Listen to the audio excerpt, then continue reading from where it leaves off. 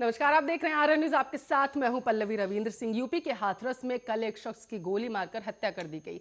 शख्स का सिर्फ और सिर्फ आरोप ये था, उसकी सिर्फ मांग ये थी कि उसकी बेटी को योगी आदित्यनाथ के राज में सुरक्षा मिल सके। लेकिन तस्वीरें उत्तर प्रदेश को उत्तम बनाने की जो कही गई थी योगी आदित्यनाथ के द्वारा, वो पूरी कहीं ना कहीं नहीं हो सकी हैं।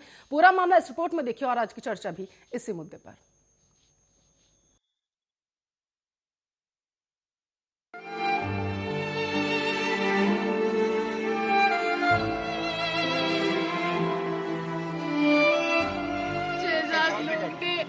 मेरे पापा को यहाँ गोली मार दी, यहाँ मार देता, यहाँ क्यों मारी?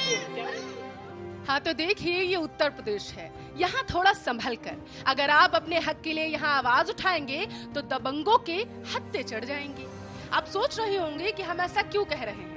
दरअसल हुआ ही कुछ ऐसा है। एक बार फिर से उत्तर प्रदेश के हाथरस में बदमाशों के हौसले बुलंद देखे गए।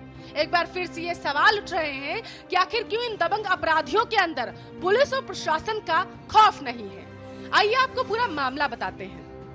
दरअसल हुआ कुछ यूं है कि उत्तर प्रदेश के हाथरस में बेटी से छेड़छाड़ की शिकायत करना एक पिता को महंगा पड़ गया। शिकायत से चिढ़े शोहदों ने लड़की के पिता पर कई राउंड गोलियां चलाकर उसकी निर्मम हत्या कर दी। पिता अमरीश ने अपनी बेटी से छेड़छाड़ की शिकायत शोहदों के खिलाफ थाने में की थी।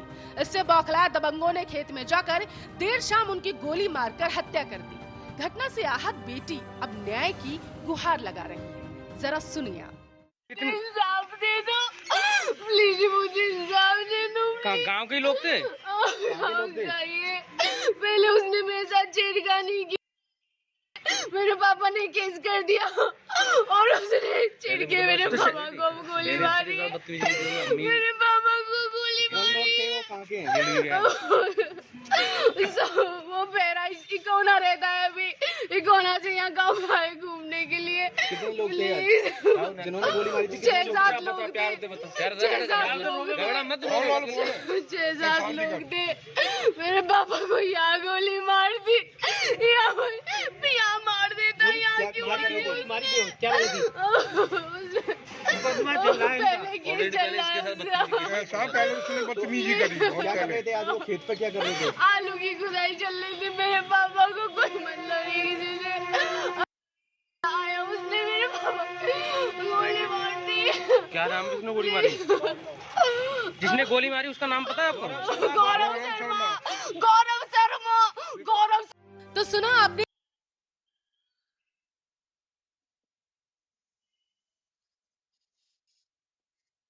कैसी मासूम रो रोकर पुलिस से न्याय की गुहार लगा रही थी। हालांकि आपको ये भी बताते चले कि आर्या न्यूज की सीनियर एंकर ने जब इस पूरे मामले में ट्विटर पर ट्वीट किया था और घटना की पूरी जानकारी हाथरस पुलिस से मांगी थी, तो हाथरस पुलिस तुरंत हरकत में आ गई और जवाब भी दिया। आर्या न्यूज को बताया कि मुख्य आरोपी कौन है और कब से इन दोनों परिवारों में विवाद चल रहा था।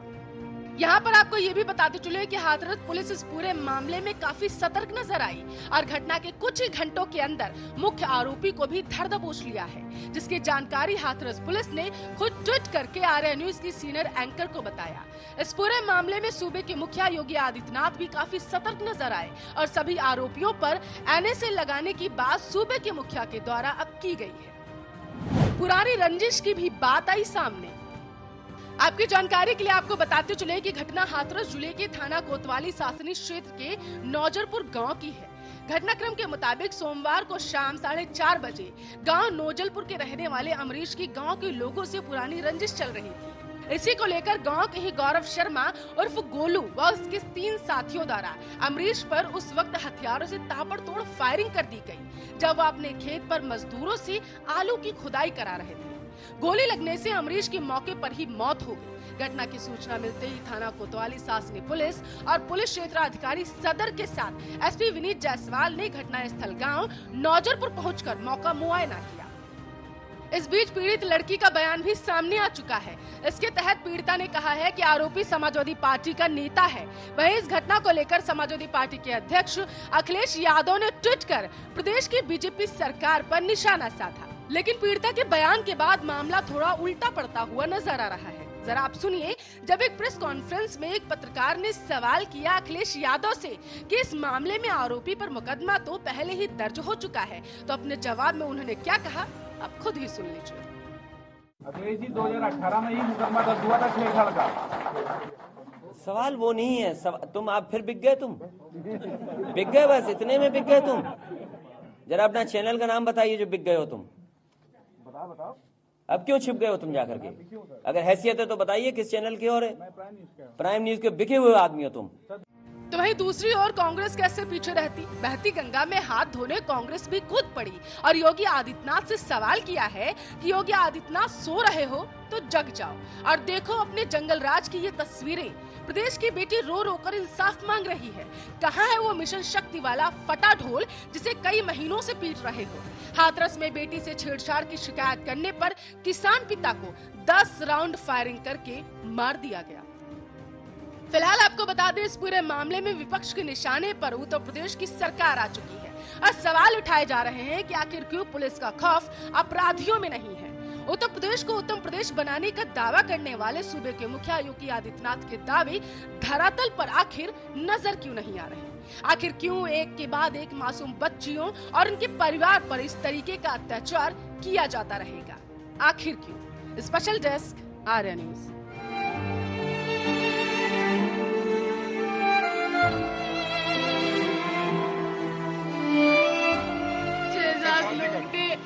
मेरे पापा को याद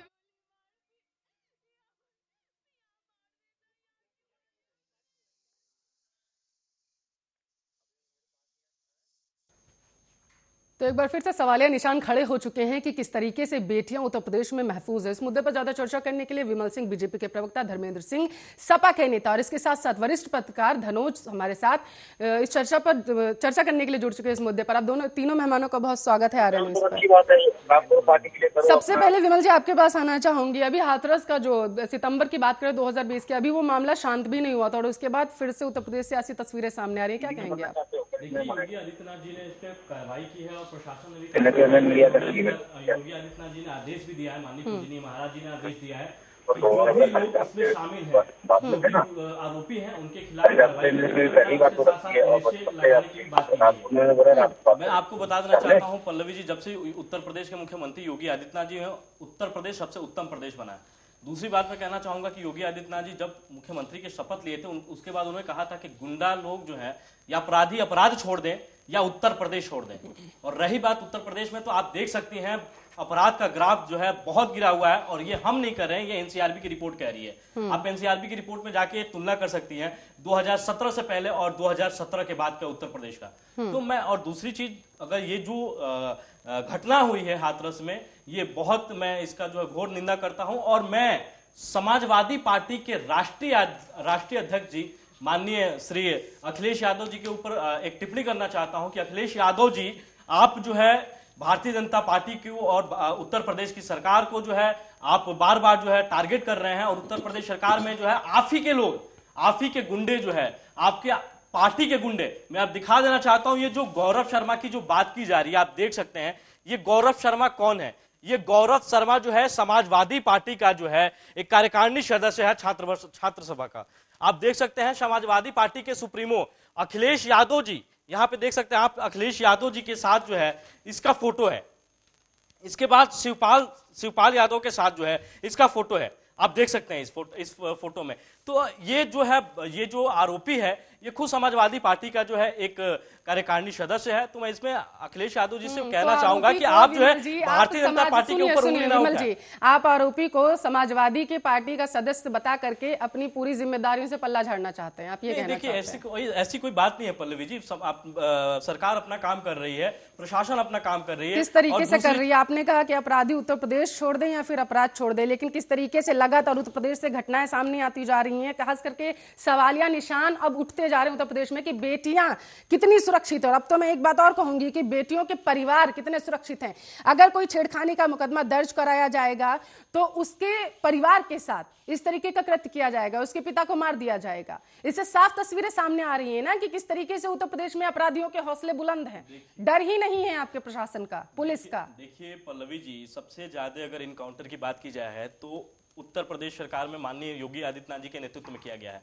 इसके साथ साथ एनएसए में समाजवादी पार्टी के लोग बैठे हुए हैं, उनसे पूछना चाहता हूं कितने एनएसए आपके टर्म में लगे हैं? एक भी एनएसए आपके टर्म में नहीं लगा हुआ है। इसके साथ साथ मैं बात करना चाहूंगा, हम महिला सशक्ति की बात करते हैं, हम इसके साथ साथ मिशन शक्ति की बात करते हैं, हम बेटी बचाओ बेटी पढ़ाओ की बात करते हैं। आप देखिए समाजवादी पार्टी के अंदर सबसे ज्यादा दागी विधायक है और दागी सांसद है। उसके बाद मैं बात करना चाहता हूं कि हम लोग जो है एंटी रोमियो स्क्वाड के तहत जो है महिलाओं की सुरक्षा प्रदान कर रहे हैं, हम अभियान चला रहे हैं महिलाओं की सुरक्षा के लिए। इसके साथ साथ माननीय मुख्यमंत्री जी का एक ही नेतृत्व कर एक ही उनके लिए एक ही योजना है कि महिलाओं को सुरक्षा, और सबसे बड़ा उत्तर प्रदेश ऐसा राज्य है जहां महिलाओं को सुरक्षा जो है सबसे ज्यादा दिया जा रहा है। एनसीआरबी की रिपोर्ट की मैं बात करता हूं पल्लवी जी, तो एनसीआरबी की रिपोर्ट में बता देना चाहता हूं 2016 में जिस समय समाजवादी पार्टी की सरकार थी उत्तर प्रदेश में, उस समय 3289 दुष्कर्म के मामले उत्तर प्रदेश सरकार में दर्ज किए गए थे। इसके बाद मैं बात करूंगा 2020 के आंकड़ों की बात करूंगा तो 2020 में 2232 जो है दुष्कर्म के मामले की बात की जा रही है। इसके साथ साथ जो है 2016 में अगर महिला अपहरण की बात की जाए तो 11,121 जो है मामले यहां पे दर्ज किए गए हैं, और 2020 की बात की जाए तो 11,057 मामले दर्ज किए गए हैं। तो धीरे धीरे देखिए दिन प्रतिदिन तो जो है जनसंख्या बढ़ती जा रही है, लेकिन उत्तर प्रदेश में अपराध का जो ग्राफ है वो कम होता जा रहा है। अपराधी जो है डर रहे हैं, अपराधियों का इनकाउंटर किया जा रहा है, होता जा रहा है। धनोज जी से ही पूछ लेते हैं, वरिष्ठ पत्रकार हैं, वो भी हमारे साथ जुड़ चुके हैं। धनोज जी, उत्तर प्रदेश की तस्वीरें तो आप देख ही रहे हैं कि किस तरीके से लगातार सामने आती जा रही हैं, आप कैसे देख रहे हैं इन सारी चीजों को? बहुत बहुत शुक्रिया पल्लवी। जब अभी मैं विमल जी बोल रहे थे तो मुझे मंद मंद मुस्कान आ रही थी, क्योंकि मैं फोनों पर हूँ इसलिए आप मुझे नहीं देख सकते मेरी मुस्कुराहट। तो लाइन से शुरुआत करूंगा। आज मुझे पुराना शेर एक याद आता है, कितनों के सर से साया जाता है जब एक बरगद काट गिराया जाता है, धरती खुद ही खा जाती फसलों को इल्जाम चिड़ियों पे लगाया जाता है। अरे प्रशासन शासन को जो है लोग टाइट प्रशासन शासन होगा तो किसी क्राइम करने वाले की हिम्मत होगी क्या? अगर मान लीजिए जिस तरह से दावे किए जा रहे हैं और एक करके एक जिस तरह से देख रहे हैं, वो आप ये कैसे कह सकते हैं? जिस तरह से कह रहे हैं, अभी कह रहे थे रोमियो स्क्वाड वगैरह वगैरह, अरे ये सिर्फ फुटेज लेने के लिए है। इन लोगों ने योगी आदित्यनाथ जी ने जो लाया वो सिर्फ फुटेज लाने के लिए, वो संत है, साधु है, लेकिन सोचना चाहिए संत साधु की ज्यादा कृपा खास तौर पर परिवार के ऊपर होता है, और परिवार जो महिलाओं से जाना जाता है, क्योंकि परिवार को संभालने का काम महिलाओं का है। और अगर आज क्राइम जिस तरह से हो रहा है, दिन ये मर्डर आए दिन कुछ न कुछ होते रहता है, दावे खोखले दावे जो है ना दिखाई देता है, दावे में दम नहीं है कि भाई क्राइम करने वाले यूपी छोड़ के भागे, कितने यूपी छोड़ के भागे? और इक्का दुक्का की बात आप करते हैं, लेकिन जो संख्या बहुल संख्या है वो आज भी यूपी में रहकर क्राइम कर रहे हैं, उस पर कोई नकेल नहीं कसा जा रहा। और जो पुलिस की राइफल है ना, वो कहते हैं मुंह से ही ठाई ठाई करते हैं, यानी पुलिस जो है खासतौर पर यूपी पुलिस वो मुंह से ही ठाई ठाई करते हैं, उनको राइफल भी नहीं चल पाता है। आप जो है देखिए, मैं कहना चाहता हूँ आपके माध्यम से कि पुलिस रिफॉर्म करना बहुत जरूरी है। पुलिस को सुन तो लीजिए, पहले बुरा लगेगा आपको। पुलिस जिस तरह से दिखाई दिया था रोड पर, आज एक भी पुलिस रोड पे नजर नहीं आती है। आपने क्यों बंद कर दिया? मनोज जी, आप लगता है कि उत्तर प्रदेश में रहते नहीं है या उत्तर प्रदेश में घूमते नहीं है। मैं इसी नोएडा एनसीआर की बात कर रहा हूँ। इसी नोएडा एनसीआर में लगभग 30% महिलाएं हैं जो रात में नौकरी करती हैं कंपनियों में जाके, और 9 बजे के बाद, मैं 2017 के पहले की बात कर रहा हूँ, 9 बजे के बाद जो है महिलाएं अपने आप को सुरक्षित महसूस नहीं करती थी, लेकिन 2017 के उत्तर प्रदेश के बाद जो है महिलाएं अपने आप को सुरक्षित महसूस कर रही है। दोनों जी सुन लीजिए, मैं आपके बीच में नहीं बोला था, आप एक वरिष्ठ पत्रकार, मैं आपका सम्मान कर रहा हूँ, लेकिन प्रशासन जो है बहुत सतर्क हुआ है। और आप देख सकते हैं कि हम लोग जो है महिला सशक्तिकरण के तहत हम लोग जो है रात में पेट्रोलिंग की जा रही है, इसके साथ साथ रात्रि में सुरक्षा अभियान चलाया जा रहा है। 1090 हमारा एक पोर्टल है, उसमें जो भी पीड़ित महिलाएं हैं उसमें आप शिकायत कर सकती हैं। 5 दिन लगातार सर उसका मुख्यमंत्री जी खुद आवेदन करते हैं सर। दूसरी बात मैं बता देना चाहता हूँ कि रात्रि में आप देखिए, रात्रि में देखिए आप हर चौराहे पे एक एक जो है महिलाओं के अलग से जो है पुलिस की जिप्सी खड़ी होती है सर। हम महिला हेल्प डेस्क बनाते हैं सर, हम पिंक हेल्पलाइन की बात करते हैं सर। तो आप देखिए उत्तर प्रदेश में जिस तरीके से जो है अपराध का ग्राफ बढ़ा है सर, ये देखने को मिल रहा है। ये हम नहीं कर रहे हैं, ये हम नहीं कर रहे हैं धनोज जी, ये एनसीआरबी की रिपोर्ट बता रही है। ठीक है। धर्मेंद्र जी भी कुछ कहना चाहते हैं, सपा के नेता हैं, वो भी हमारे साथ जुड़ रहे हैं। धर्मेंद्र जी, क्या कुछ प्रतिक्रिया है आपके? आरोप लगाने से पहले अखिलेश ये भूल गए कि अरे भैया कभी फोटो हमने भी खिंचवाई थी इनके साथ में। बहुत बहुत धन्यवाद पल्लवी जी। पहले मेरा निवेदन भारतीय जनता पार्टी प्रवक्ता से बहुत बोल पूरा ध्यान से जरा 1 मिनट हमें सुनने की कोशिश करें। बोलिए। आज भरत कोकिला सरोजिनी नायडू जी का पुण्यतिथि है, उनको नमन करते हुए जब आज मैं अखबार खोलता हूँ, टीवी खोलता हूँ, तो सिर्फ एक चीज उत्तर प्रदेश के अंदर किस किस जिले में कहाँ महिलाओं के साथ क्या क्या हुआ, कहीं हत्या हुई है, कहीं दुराचार हुआ है। और इतनी बड़ी घटना 2018 से उसने शिकायत किया और उनके फादर ने मुकदमा लिखवाया छेड़छाड़ का। उसके बाद सरेआम धमकी दे करके जाता है और किस तरह से आलू के खेत में आकर के उनके फादर को, उस हमारी बहन के फादर को 12-12 गोलियां मारी जाती है और उसके बाद मौके पर उनकी मौत हो जाती है। जो ये इनके मुख्यमंत्री जी हुआ करते थे कि अपराधी या तो छोड़ दें और नहीं तो हम ठोक देंगे, ये ठोकने वाले प्रशासन कहाँ गया? ये जब 2017 के चुनाव में आए थे तो बेटी बचाओ, महिला अपराध को लेकर के चुनाव लड़े थे। आज इन्होंने जो भी एजेंडे में वादा किया था उसकी तो मैं बात नहीं करता हूँ, लेकिन महिला सुरक्षा में कहाँ खड़े हैं? एनसीआरबी की बधाई दे रहे थे, शायद उनको नहीं मालूम है 2019 में जो आंकड़ा आया तो अरे विपक्ष भी क्यों चुप के बैठे हुए जनाब? सफाई देनी पड़ी, मुख्यमंत्री जी इसके साथ हंसते हुए फोटो खिंचवाते हैं। कमी है, देख लीजिए धर्मेंद्र जी, कम से कम प्रोफाइल फोटो चेक करना चाहिए था इसका। महोदय क्षमता रखें, आज देश में तो आपकी सरकार है। सर सरकार हमारी है, सरकार हमारी है, लेकिन सरकार क्या आप अपने गुंडों को पालेंगे? आप अपने जो आप अपने कार्यकारिणी सदस्य बनाए हैं उनसे क्या मतलब प्रदेश में आप जो है शांति नहीं करने देंगे क्या? रामराज्य है क्या? आपने रामराज को पढ़ा है क्या? थोड़ा था आपको शर्म नहीं आती रामराज के नाम लेते हुए? रामराज में न महंगाई थी न अपराध था और आपके यहाँ महंगाई। सर आप देखिए ना, हम बात कर रहे हैं हाथरस कांड पे, हाथरस कांड पे बात कर रहे हैं सर। हाथरस कांड पे आइए, यहाँ पे जो आरोपी है वो आपके पार्टी का है और आपके वरिष्ठ नेताओं के साथ उसका। देखिए पल्लवी जी, मैं बात बता दूं। धर्मेंद्र जी, गौरव जी कौन है? गौरव कौन है? धर्मेंद्र जी गौरव कौन है? जवाब दे दीजिए। गौरव कौन है? धर्मेंद्र जी कौन है आरोपी? और धर्मेंद्र जी गौरव कौन है? आप दोनों लोग सर ये देखिए सर, पोस्टरबाजी मैं पोस्टरबाजी नहीं कर रहा हूं, आप इसका प्रोफाइल चेक कीजिए। ये जो है प्रदेश का विशेष आमंत्रित कार्यकारिणी सदस्य है समाजवादी पार्टी का। जरा बताइए किसके साथ? समाजवादी पार्टी का विशेष कार्यकारिणी सदस्य है सर। फोटो दिखाने से नहीं होगा, फोटो तो आपके राष्ट्रीय अध्यक्ष जी के साथ है। फोटो आप देखिए आपके राष्ट्रीय अध्यक्ष के साथ है और आपके शिवपाल यादव जी के साथ फोटो है। और ये फोटो ऐसा नहीं है, ये फोटो देखकर ऐसा नहीं लगता है कि नॉर्मली जाके फोटो खिंचवाया गया सर।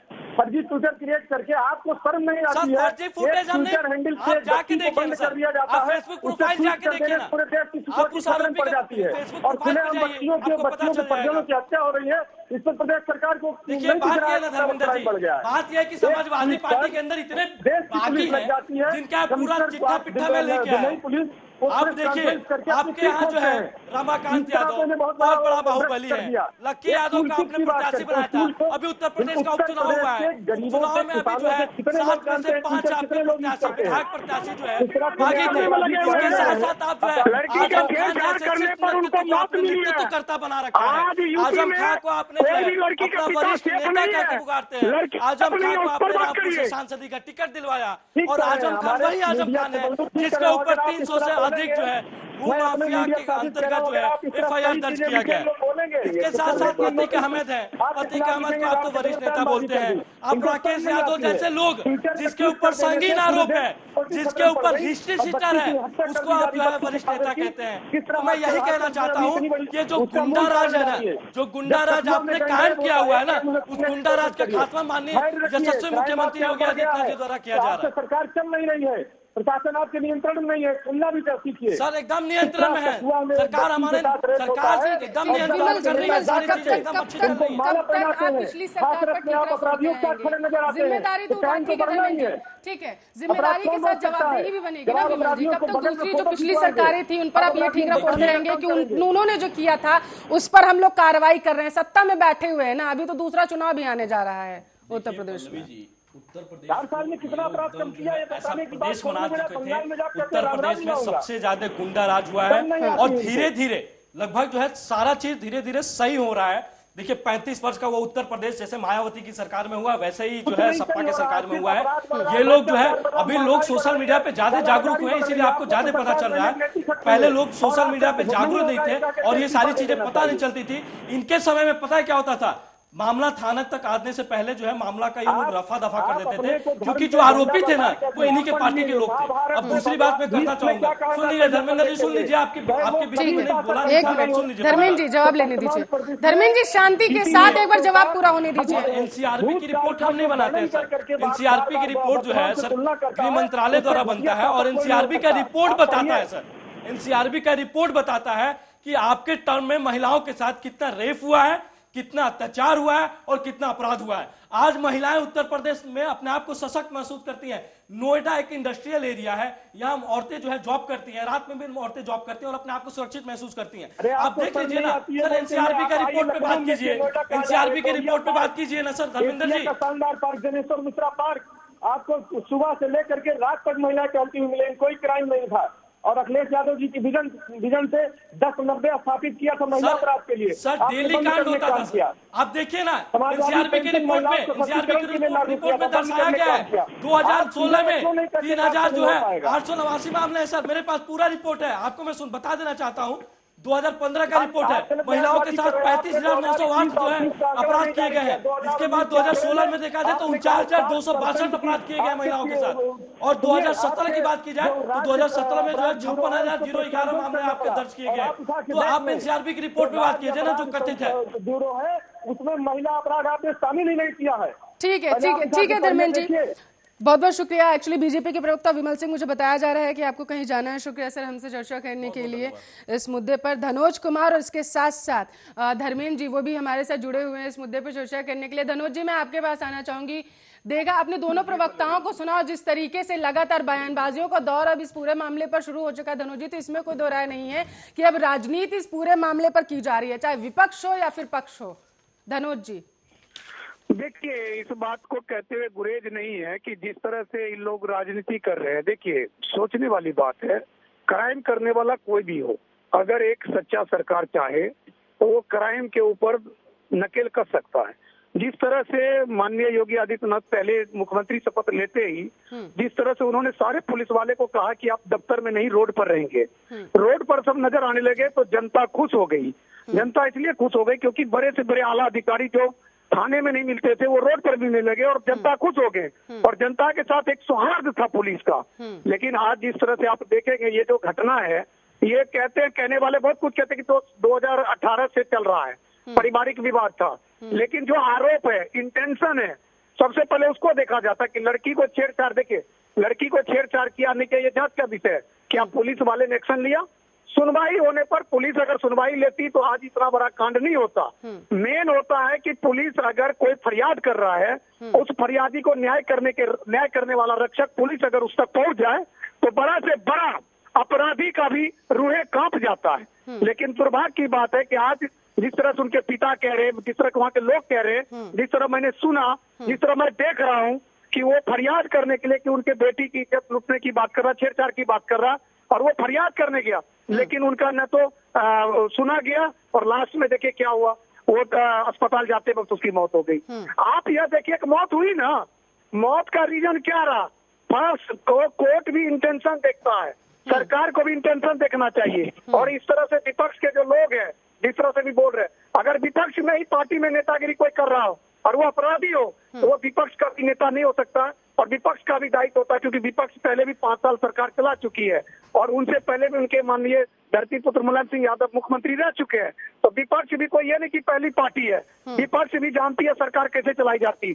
मेरा कहना ये है, एक पत्रकार होने के नाते, एक भारत का नागरिक होने के नाते, हमारे भी परिवार में बहुत सारे लोग हैं, महिला है, पुरुष है, बुजुर्ग है, इन सब की सुरक्षा रक्षा किसके जिम्मा है? जो जनता चुनती है जिस सरकार को, सरकार के जिम्मा है। गृह मंत्रालय किसके अंदर है?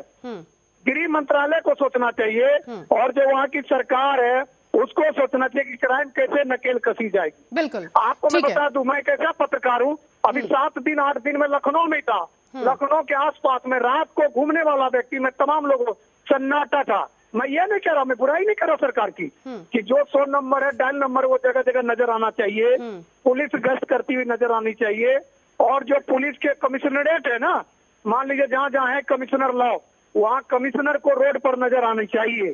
मैं ये कहना चाहता हूँ। ठीक है धर्मेंद्र जी, क्या कहेंगे आप इस पूरे मामले पर? आपने धनोज जी को सुना कि किस तरीके से उन्होंने कहा कि अगर विपक्ष का चेहरा इन अपराध जब होते हैं तो उस पर मुखर तरीके से अगर सामने है तो शायद तस्वीरें बदल सकती हैं। धर्मेंद्र जी, अगर अपराधियों का आप लोगों से ताल्लुक रहा है तो तुरंत आइए और कहिए कि हमसे इनका कोई ताल्लुक नहीं है। अब तस्वीरें सामने आ रही है ना अखिलेश के साथ में। बिल्कुल कह रहे हैं, हमने हमारी आधिकारिक ट्विटर हैंडल से पार्टी ने भी ट्वीट किया है, राष्ट्रीय अध्यक्ष ने बताया किस पार्टी से है। रही बात, मैं तो इसका पक्षधर नहीं हूँ, किसी पार्टी अपराधी अपराधी होता है, किसी भी पार्टी का नहीं होता है। लेकिन सबसे बड़ा सवाल ये है कि हमारी वो बहन जो चिल्ला चिल्ला के रो करके कह रही, कल भी मैंने टेलीफोन किया था पुलिस वालों को कि साहब ये घटना होने वाली, इस तरह का हमको धमकी दे रहे हैं। पुलिस का इकबाल कहाँ चला गया? किसी अपराधी की हैसियत है कि पुलिस अगर चाह ले तो उसके बाद वो असलाह लेकर के टहल लेगा और जाकर के उसके फादर की हत्या कर देगा। बार बार विवाद चल रहा है और पुलिस को सूचना देने के बाद अगर एक दिन पहले कार्रवाई हो गई होती, ना 2018 में होते तो उसकी हैसियत ही वहां रहता था। पुलिस का इकबाल टूट गया है। फर्जी इनकाउंटर पकड़ करके गाड़ी पलट गई, इस तरह के आरोप लगाने वाले लोग, इनकी इच्छा शक्ति मर गई है। अपराधियों के सामने इन्होंने समर्पण कर दिया है। अब अपराधियों के खिलाफ कोई प्रभावी कार्रवाई नहीं है, सिर्फ अपराध के नाम पर, अपराधियों के खिलाफ कार्रवाई के नाम पर विपक्षी दल के नेताओं को, कार्यकर्ताओं को टारगेट करना, सिर्फ इतनी सी बात है। अगर इनके अंदर इच्छा शक्ति होती तो इनका सबसे बड़ा मुद्दा था बेटी बचाओ बेटी पढ़ाओ। आज बेटियों की क्या स्थिति है? बेटियां डर रही है स्कूल जाने में, पढ़ाने की क्या बात होगी? उनको डर है हम पे हमला होता था, ठीक ले जा करके हमारे साथ दुराचार होता था। आज हमारे परिवार अगर हमारे साथ खड़े हो रहे हैं, बचा रहे हैं, तो हमारे बाप भी असुरक्षित है, हमारा भाई भी असुरक्षित है। परिजनों के ऊपर हमला हो जाएगा, अपराधियों कितने हौसले बुलंद हो गए। कहाँ गई योगी आदित्यनाथ जी धमकी वाली बातें? और फिर राम राज्य की बात करने वाले लोग, इनको नहीं मालूम राम राज्य में जो है महिलाओं संबंधित अपराध नहीं थे। मुखर चेहरा धर्मेंद्र जी, मुखर चेहरा, उसकी मैं बात कर रही थी। ठीक है धनोज जी, क्या कहेंगे आप? ठीक है धर्मेंद्र जी, धनोज जी राम राज्य की बात कर रहे हैं। ठीक है धनोज जी, देखिए अभी इन्होंने जो एक दो बातें कहा उसको मैं थोड़ा सा बताना। जो इनकाउंटर हुआ वो अलग मैटर है। ऐसे लोगों का सपोर्ट तो कतई नहीं करना चाहिए। और मैं आपको एक बात बता दूं, मेरे को भी काफी दिन हो गए पत्रकारिता में और मैं बहुत सारे चैनल पर आकर बोलता और लिखता भी हूँ। देखिए जो बड़े क्रिमिनल होते हैं वो कभी किसी महिलाओं को छेड़ते नहीं है। जो बड़े क्रिमिनल जिसकी साम्राज्य होती है, वैसा यूपी में है बहुत सारे बड़े बड़े क्रिमिनल, वो जो महिलाओं को दुर्गा काली चंडी समझकर पूजा करती है। लेकिन कुछ छोटे छोटे जो लोग हैं आपसी रंजिश में, जिसमें ये जो विवाद है जो गौरव शर्मा वाला, इस तरह जो ये मरने वाले जो आप देख रहे हैं ना, इसमें आप देखेंगे कि इसको वाकई जब पुलिस को फोन किया तो पुलिस को वहां पहुंचना चाहिए, उसको संज्ञान लेना चाहिए। तो इस तरह से अगर पुलिस समय पर पहुंच जाती तो आज ये घटना नहीं होता। और हम लोग इस तरह से आप लोग को अभी आपके स्टूडियो में या ऑनलाइन पर नहीं बोल रहे होते। मेरा कहना इतना ही है कि जितना अभी विपक्ष के नेता ने कहा उतना भयावह नहीं है। लेकिन मुझे चिंता इस बात की कि जो पहले योगी जी ने कहा था कि तमाम बड़े पदाधिकारी मार्च करेंगे मतलब क्या? जनता को नजर रहनी चाहिए, क्रिमिनल को नजर रहनी चाहिए, पुलिस रोड पे है। आज नतीजा क्या? पुलिस रोड पे नहीं है, फोन करने पर नहीं आ रही है। तो इस बात का एक पत्रकार होने के नाते, देश का नागरिक होने के नाते मुझे बेहद खेद है कि भाई पुलिस वाले को क्या इसमें लाभ है। पुलिस रिफॉर्म की बात मैं करता हूँ, जो पुलिस वैकेंसी है जो रुकी है उसकी भी मैं बात करता हूँ कि आप ज्यादा से ज्यादा पुलिस प्रशासन को बहाल करिए, मुस्तैद करिए। और जो गृह मंत्रालय संभाल रहे हैं, मैं नाम लेना नहीं चाहता, आप समझ गए होंगे, धर्मेंद्र जी, विपक्ष का मुखर चेहरा जब ऐसी घटनाएं सामने आती हैं तो उस पर सामने निकल के आना चाहिए। अखिलेश यादव से जब पत्रकारों ने पूछा कि 2018 में ही तो छेड़छाड़ का मुकदमा दर्ज हुआ, उसके बारे में आप क्या कहेंगे? उसको भी आप करिए आकर के। और इसके साथ साथ अब ये भी बताइए कि आपके साथ फोटोज भी देखी गई, तो उन्होंने तो सीधा पत्रकारों को ही कह दिया कि आप लोग बिके हुए हैं। मतलब अब जो सरकार की बुराई करे तो ठीक है, और अगर ना करे तो फिर वो बिका हुआ है। धनोज जी नहीं इसको समझ नहीं। धर्मेंद्र जी मैं आपके पास आ रही हूँ, मैं आपसे भी इस सवाल का जवाब लेना चाहूंगी। धनोज जी आप पहले जवाब दीजिए। मेरी बात सुनिए। देखिए मैं 2018 में एसपी विनीत जायसवाल ने बताया कि 2.5 साल पहले जुलाई में अमरीश द्वारा छेड़छाड़ की एक रिपोर्ट दर्ज की गई थी। जिसमें गौरव शर्मा का नाम था और बिल्कुल। व्यक्ति जेल भी गया। हाँ। 1 महीने बाद वो जमानत पे आ गए। तो देखिए, जमानत पर आ गए तो पुलिस प्रशासन को उस पर नजर रखनी चाहिए, क्योंकि ये विवाद पहले से पारिवारिक विवाद है। और किस बात की पारिवारिक विवाद है, ये जांच का विषय है कि जमीन की लड़ाई है बिल्कुल। या मान सम्मान की लड़ाई है, छोटे बड़े की लड़ाई है, मतलब परिवार में भी होता है ना, वर्चस्व की लड़ाई है। तो पुलिस जो है, मान लीजिए कि एसपी खुद कहते हैं, तो मैं आपको बता दे रहा हूँ कि इस पर नजर रखना चाहिए था। और जिस तरह आपका सवाल है विपक्ष का, कि विपक्ष में अगर कोई भी है और क्राइम करता है तो उसको वरदान थोड़ा मिल गया है। बिल्कुल उसको भी कानून उसी तरह करना चाहिए जिस तरह एक दूसरे क्रिमिनल के साथ किया जाता है। बिल्कुल। और ऐसे क्रिमिनल की जगह कहाँ होती है, ये आपको भी पता है, मुझे भी पता है। ठीक है, ठीक है। धर्मेंद्र जी, अब जवाब दीजिए, आप कुछ कहना चाहते थे। बिल्कुल मैं आपकी बात से सहमत हूँ। सीधे सीधे ये कानून व्यवस्था का मामला है। इनको, ये सपा का कार्यकर्ता, भाजपा का है, कांग्रेस का, इसके बजाय इनको इसका जवाब देना चाहिए। जब उस हमारी प्यारी बच्ची ने 1 दिन पहले पुलिस वालों को सूचना दी तो ये कार्रवाई क्यों नहीं हुई? 2018 में मुकदमा दर्ज हुआ और उसके बाद ये जमानत से छूट गया है, तो उस पर पुलिस क्यों नजर नहीं रखी? और नजर रखी तो उस पर क्या कार्रवाई की? गैंगस्टर, गुंडा है तो रास्ता कुछ क्या लगाया, क्या क्या कार्रवाई की, उनको ये बताना चाहिए। छोटा सा जो है, अभी किसान, अभी हमारे यहाँ घटना हुई, किसान गया धान उतरवाने ट्राली पे, उसका जो है सेंटर वाले ने उतारने से मना कर दिया, कहाँ सुनी हुई, उसके ऊपर गुंडा एक लगा, जिला बदर कर दिया गया। ये इतनी बड़ी घटना होती है, एक हमारी बच्ची को छेड़ता है और उसके परिजन मुकदमा लिखाते हैं, जेल जाता है, छूट के आता है और खुलेआम धमकी देता है, मुकदमा वापस ले लो। ठीक है। और हमारी इसमें कोई दो राय नहीं है कि अभी भी उत्तर प्रदेश उत्तम नहीं बन पाया है, खास करके जैसी तस्वीरें सामने आ रही है उससे तो यही अंदाजा लगाया जा सकता है। समय की कमी है, धर्मेंद्र जी माफ करिएगा। बहुत बहुत शुक्रिया। सपा के नेता धर्मेंद्र सिंह और इसके साथ साथ वरिष्ठ पत्रकार धनोज कुमार हमारे साथ जुड़े हुए थे इस मुद्दे पर चर्चा करने के लिए। और इसी के साथ इस बुलेटिन में भी बस इतना ही। देश दुनिया की तमाम खबरों के लिए आप देखते रहिए आर्या न्यूज।